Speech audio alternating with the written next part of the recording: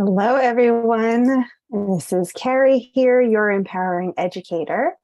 And I am a tarot comedian who has also pulled a number of year ahead spreads for people. And what I decided to do back in May, my birthday, was to do a solar return spread, which basically just means I pulled a card for the year, which you can see on the left side of the screen here, the Eight of Vials, which is the Numinous Dex version of the Eight of Cups. And then I pulled a card for each of the months. And what I've been doing is on the 7th or thereabouts of each month, I go back and I watch the previous month's tarot card reading by myself from myself. And then this is just a reflection for me to kind of check in. So my card for August of 2023 is on the right side of the screen, which is the Nine of Candles and is this deck's version of the Nine of Wands. So it was super interesting because I broke up the spreads into seasons. So May, June, and July were considered my summer spread. And now I've sort of wiped those cards away and I'm starting fresh with this fall spread, which is starting with the Nine of Candles. But what I had just talked about, and you can always go back and look at either my previous video or the video from May, is that this card, the Nine of Candles, may be relating back to things from May or June. June, I think particularly, of this past year. And I spoke about the need to let things go, but also the need to like pause and see like what I'm rebuilding for myself and savoring and celebrating that. So as is always the case with the tarot, this is on point. I started the process to be admitted to my doctoral program at the end of May, and into June was accepted. So I got the Three of Wands reversed at that point, or Three of Candles reversed at that point, which was kind of like an internal call to adventure, like an initiatory process.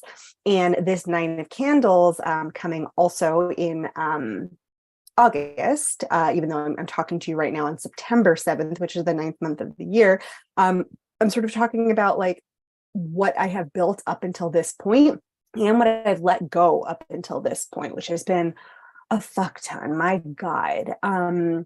I can't believe how much I have stopped certain things, and I can't believe that I ever did certain things. And here I am sort of supported by my creative endeavors, which some of you might not consider academia creativity, but like that is where my brain flourishes. I am realizing more and more how much I appreciate the ability to research, to write, to ideate, to think of new things. And so that to me is kind of scratching that creative itch that I have sort of left behind with a couple of other things that I thought were like had to be creative. And now I get to just kind of like focus on the one thing that I really want to do, which is get my doctoral degree in education. So I'm going to be really curious because I don't remember. I don't like rewatch the video for the whole year frequently. I just do it once a month to do these videos. But since this whole year is kind of about this Eight of Vials, like leaving behind things that used to fill me up and kind of this solitary transformational self. You can see this figure who looks like they're outside of a party, who's just kind of like with themselves. I can imagine them like looking up at the sky and seeing like a very clear evening. You also kind of see that echoed in this Nine of Candles, where this figure is out at night. They have all of these candles to light their way. These could be things that have brought them warmth and joy and passion and creativity in the past. So I feel like there's a bit of a juxtaposition here where maybe this Eight of Vials, which is my card of the year, is kind of like the grief that comes up a little bit over leaving things behind. And the Nine of Candles is kind of the let me show you the way. Like, this is what this is actually paving the way for that you're leaving behind.